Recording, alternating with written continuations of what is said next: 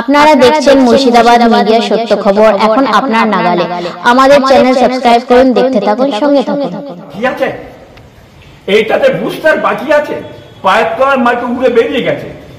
দুদিন পরে পাগল না হয় ঘরে ঘরে যে এই মানুষের পায়ের মুখে হাতে পায়ে ধরে টেনে টেনে নিয়ে আসবে কি বুঝলেন, তাতেও লোক আসবে না।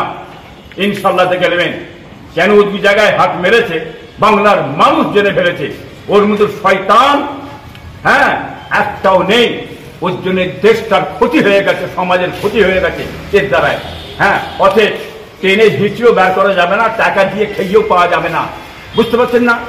আজকে আপনার এই মানে লক্ষ্মী ভান্ডার দিয়েছিল, মিটিং করেছিল, ব্যানার্জি সাহেব মিটিং করেছিল, কি বলেছিল?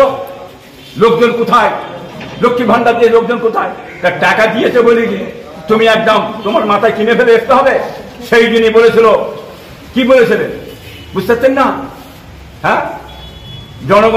জনগণ খেপে কি বলছিল?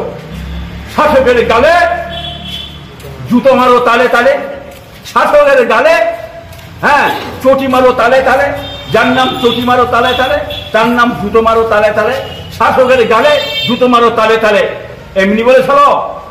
তারা বোঝে না টাকা দিয়ে পয়সা দিয়ে লক্ষ্মী ভান্ডার দিয়ে মানুষের মাথা কিনে নেওয়া যায় না, তাদের প্রাপ্য পাবে। সরকার চলে যায়, সরকার চলে গেল সেই লক্ষ্মী ভান্ডার এই সরকার অন্য সরকার এলে পাবে না বলেছে কি? কারা বলেছে এই সরকার চলে গেলে লক্ষ্মী ভান্ডার পাওয়া যাবে না? মূর্খ ওরা, মূর্খ। বামফ্রন্ট সরকার যে আপনার বুদ্ধদেব সাইকেল পাস করে দিয়ে গেছিল, এখন সাইকেলে চারিদিকে দিচ্ছে। কার পাস করা দিচ্ছি? ওটা তো বামফ্রন্ট সরকারের পাস করা। 100 দিনের কাজটা বন্ধ করে একটা মানুষের কাজ ছিল 300 টাকা হোক, মাসে 30,000 টাকা, মাসে 30,000 টাকা 9,000 টাকা ইনকাম করে, সেই টাকাটা কাজটা বন্ধ করে 9,000 টাকা ইনকাম বন্ধ করে দিয়েছে।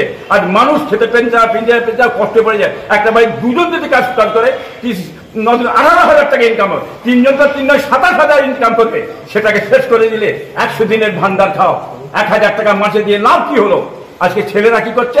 বিবির কাজে হাত পাচ্ছে, দাও 100 টাকা দাও, 200 টাকা দাও। ষড়যন্ত্র করেছে দিদি মোদী, ষড়যন্ত্র করে 100 দিনের কাজটা বন্ধ করেছে। এটা বাংলার মানুষ সামনে উচিত শিক্ষা দিয়ে দেবে।